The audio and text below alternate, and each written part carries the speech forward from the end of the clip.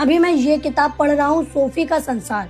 इस किताब में कुछ ऐसी बातें लिखी हैं जो दिमाग को खोल देने वाली बातें हैं।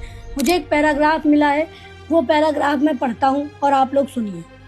ईसा से 700 वर्ष पूर्व यूनान की अधिकांश पौराणिक कथाएं होमर और हीलियस द्वारा लिखी जा चुकी थी।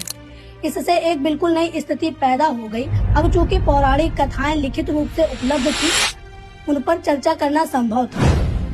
प्रारंभिक यूनानी दार्शनिकों ने होमर की पौराणिक कथाओं की आलोचना इसलिए की क्योंकि इनमें देवता नश्वर प्राणियों से बहुत मिलते जुलते थे और वे उन्हीं की तरह अहंकारी और धोखेबाज थे। इसलिए पहली बार आलोचना की गई कि पौराणिक कथाएं महज मानवीय विचार ही तो हैं। इस दृष्टिकोण का प्रणेता दार्शनिक जेनोफेंस था, जो ईसा से 570 वर्ष पूर्व हुआ था। उसने कहा, मनुष्यों ने देवताओं को अपने ही छवि के अनुरूप बनाया है।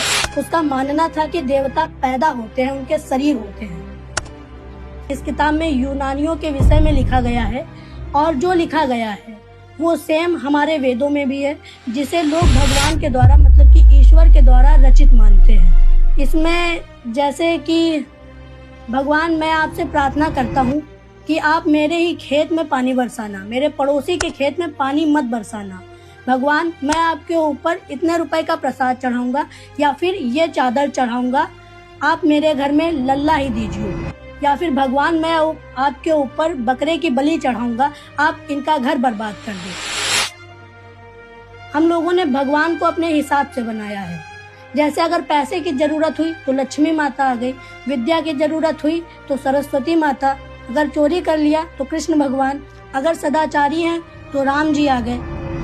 जो यूनान के दार्शनिकों ने इसकी आलोचना की थी वो बिल्कुल सही करी थी, लेकिन अपने यहाँ तो दर्शन ही नहीं है। हम लोगों ने दर्शन का मतलब बना के रखा है कि भगवान की मूर्ति के सामने दूध चढ़ाना और फूल फेंकाना, बस।